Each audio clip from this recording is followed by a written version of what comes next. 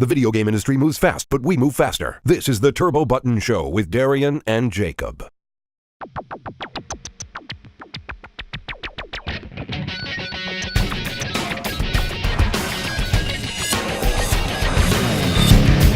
Hello and welcome to the Turbo Button Show, episode number 16. I'm Darien and I'm here with Jacob.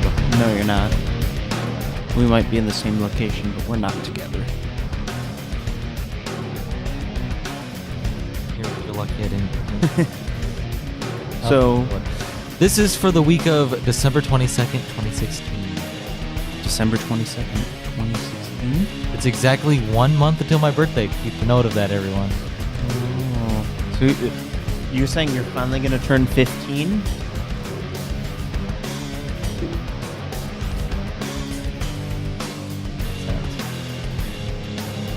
Oh, you young.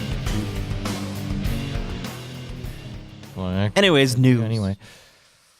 All right. Darien could have had a bunch of different news topics he could have chose from for this week. What did you? You're like, Nintendo. I want to talk about Nintendo. Nobody had intriguing news that people really cared about. Like, really. I just want to talk about Nintendo. I didn't talk about Nintendo for a while. Like, all right, go. anything. What do we got? So let's start off with Pokemon Go because I care about it the least. Pokemon Go. Pokemon Go officially came out today. On the Apple Watch. On the Apple Watch. Yay. Kind of a backstory behind this. We knew since the beginning there was going to be an Apple Watch variant of the game, but everyone thought it would come out in like August-ish, September, but it didn't. They are wrong. And then it was supposed to come out in November, and then Niantic was completely silent about it for months, so a lot of fans thought it was canceled. Like, here you go. And now that it's out, maybe it should have been. Catch Pokemon. You can't catch Pokemon in Pokemon Go on your Apple Watch. What's the point? Get the Pokemon Go Plus Watch thing. Really? Why? A little button. I mean, I don't own an Apple Watch, so it's not like it affects me at all. You own an Apple Watch? I don't care about it. Yeah, no one cares. The Apple Watch was something that got some really big buzz earlier this year and then immediately died out. Wow. It was a perfect match for Pokemon Go. It was exciting in the beginning of the year. I remember working at a game store earlier this year, and there was an Apple Watch that was bought by somebody, then returned by them and resold and returned back. It's just like Pokemon Go. Oh my man, this thing's so cool. Oh, what? It's a gimmick and no one really cares. Cool. Yeah. So that's out. I guess if you have an Apple Watch, download it and have fun.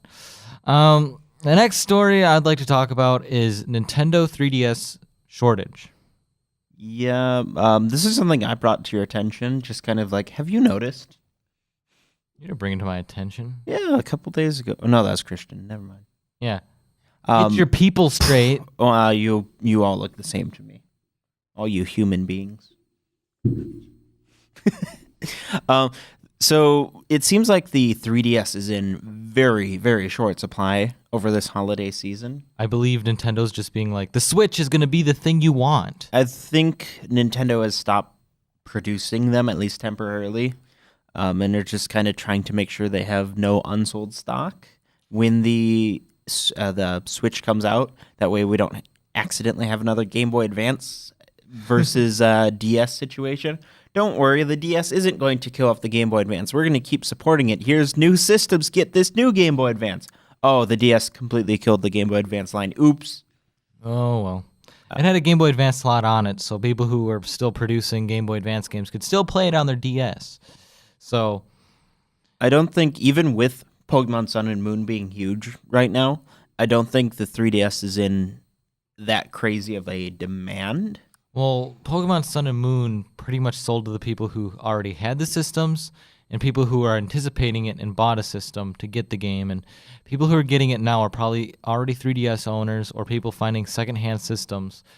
And they don't have to worry about this shortage, really, because when I bought my new 3DS standard one from Walmart a few weeks ago, that was the only 3DS they actually had in the store, was that system.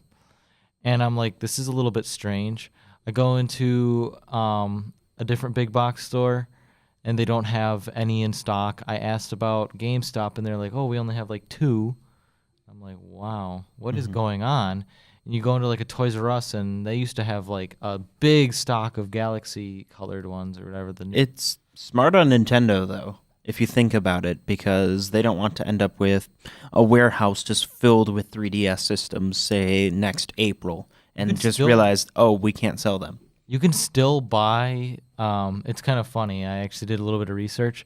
You can still buy new DS Lites that are blue. The blue one. Because that one was overproduced, and really, it honestly wasn't the best-selling color. So Nintendo might be saying, oh, we don't really want to overproduce, so we don't do that situation. And it could also be Nintendo's favorite thing of underproducing intentionally to create scarcity to make things look more desirable. Because we've never seen them do that before, have we? NES Mini, Amiibo, Smash Bros, GameCube adapter. Yep. The NFC thing for the original 3DS. It's like it's Nintendo's only strategy. And then they're like, oh, this game is going to be really rare. No, it's not. NES edition, 3DSs. Yep. It's a little bit ridiculous, but I don't think Nintendo's really doing this to be a scarcity thing, because people aren't like, oh my god, the 3DS, we must get one. It's kind of just like the interest generally on the 3DS isn't that high anymore. Like, it's kind of feeling like the 3DS is getting stale. With me, it's already pretty stale. I think it's just them trying to safeguard for spring in case the 3DS line doesn't survive the launch of the Switch.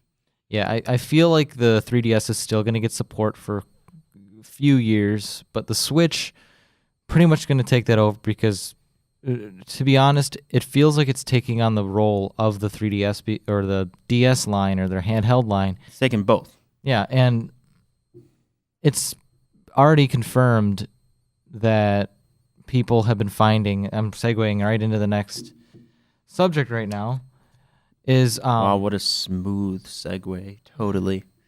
Is they're finding code in the Unreal Engine 4 like development software. Yes. In the main bin file, which holds all of the data for basically all the settings and all the little magical things that let it easy to port things. They found Switch settings in there. I'm repeating myself now, but basically the docked mode, it runs the Unreal Engine in basically medium settings at 1080p. Which is okay.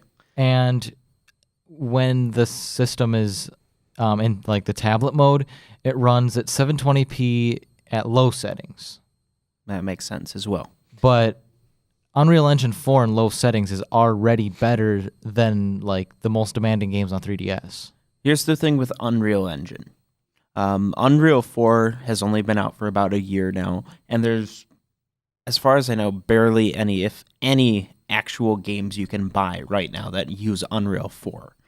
Right. And that's common for game engines. The developers need some time to practice with them and learn their what they're good at and what they're not good at. And it generally takes a few years, but give it another year or so, and there are going to be a lot of games running on Unreal 4. And if a system can run Unreal 4, it can definitely backtrack and run Unreal 3, which I always forget if Rocket League is Unreal 3 or 4. 3. So we might see a Switch edition of Rocket League, to be honest. There are hundreds upon hundreds of games that run on Unreal 3. We have Borderlands, right? I always forget if that one's Unreal. You could not list all of them, Darien. There's so many because it's such a versatile engine. And Unreal 4 is even better of an engine. Yeah. And one of the most important things about Unreal 4 is, unlike any other major game engine, it is free to start developing using it. Right. The only time you have to pay is once you've come out with a commercial product, which means for once we have a powerful 3D engine that could be attractive to indie developers. Right, which is really nice because I've seen a lot of Unreal indie games, like I just have, and it's really great to see.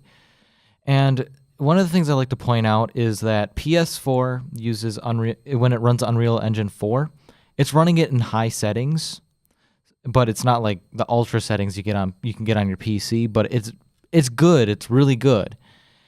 And then Xbox One runs it in either high medium or it'll run it on like the lowest high settings, if that makes any sense. But the system, the Switch, is essentially a tablet, and like if you actually compare it, like when like you look at it size wise, that thing is like a piece of paper compared to like I don't even know what to compare to like a brick. It keeps showing evidence, though, of what I've been saying, that it will be less powerful than an Xbox One when docked, but not by a considerable noticeable amount. And you have to remember this too. Unreal 4 is not how you're going to benchmark this system because it is designed more around x86 and it's more designed around being PC based in a way. So if it's running on like a mobile chip that's more on the lines of being an ARM, it might not run as well on it, but it's not the mobile version of Unreal 4. It is the full-fledged actual Unreal 4. We also had some kind of confusing leaked/rumored specs for the system, which I know I talked with you already in depth about, and maybe we should go over that. Some kind of trustworthy sites, quite trustworthy rather. I believe Digital Foundry was one of them, and they're very reliable. Yes, I definitely believe in their word. They reported that the Switch's CPU runs constantly. It is not downclocked at all when it's unplugged from the dock. However, the GPU sees a considerable downgrade in specs. Yes, and that's why we see with the Unreal 4 being within the coding, it actually is hard-coded in for Switch presets. That's why we see it go from medium to low. We now actually see that it looks like the Switch runs off of a customized version of the Tegra X1 chip, which is a last-generation chip made by NVIDIA. Yep. And it looks like its actual speed is already downclocked, even when it's in docked mode. Right. But it's still performing quite admirably. Yes, and yet to also remember that Nintendo and NVIDIA have developed, or they work together, to make an API that is custom to the GPU. And it's an NVIDIA, it's NVN, so this API may be super powerful, like Apple's Metal, I believe it's called, or whatever it is, a really powerful API. So a custom API will help. And it also showed that Nintendo's allowing more direct hardware access to the Switch to developers. One thing that was taken in point is when the Switch is undocked, it actually runs its RAM slower than if it's docked. However, it was also said that the Switch will have the option to allow developers to use the faster RAM speeds. Right, so... which is nice. Yeah, it is quite nice because I want to play a game. I don't want its load times to be a million years when I'm out just wanting to play like a few minutes of a game. And don't expect, a PS4 Pro quality system or, super amazing gaming PC level specs. But, if you're someone who's used to playing games on an Xbox One or a PS4, you won't see that much of a difference, I don't think. But if you think about it, too, is a game, I brought this example up when I was talking to a friend last night, is when Grand Theft Auto 6 comes out, which this is highly unrealistic if it's going to be released on Switch, but if Grand Theft Auto 6 was released on Switch, PS4, and Xbox One, those people who bought it on PS4, PC, and whatever, like you'd have to have a really high-grade gaming laptop, and those just, it's unrealistic to really want to bring those and lug them around to play on the go. And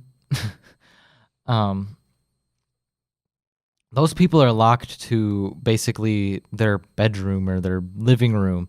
But people who buy the Switch version, they can go to a friend's house, or they can go and sit on the toilet if they have a really bad That's bout all of Darien diarrhea. cares about. Or they can go to the mall, or they can go to a place and socialize with people and bring their Grand Theft Auto with them, even though it might be missing like high quality shadows or For an hour or two. and lighting and all that And, stuff. Nintendo's heavily working with NVIDIA on this, and NVIDIA has a lot of experience with that. Look at their NVIDIA Shield handheld device, which basically does the same exact thing. And they made a set-top box version, which is like paper thin, and it's quite impressive. Like to see that the Shield went from a handheld. They have a tablet, and they also have their, I forget what they call their console, but it's gotten upgraded as they go along, and it looks quite nice. But Do we have anything else then, or are we good? I just want to say that if people are fans of the NVIDIA Shield and all that stuff, don't be worried, because I don't think the Switch is going to be taking that market, because the Switch is not the PC market, and the Shield is. So don't be worried. Just the Switch is going to be fully announced in January, and I think all 3 owners of a NVIDIA Shield will be fine. yeah, I think it'll be fine too.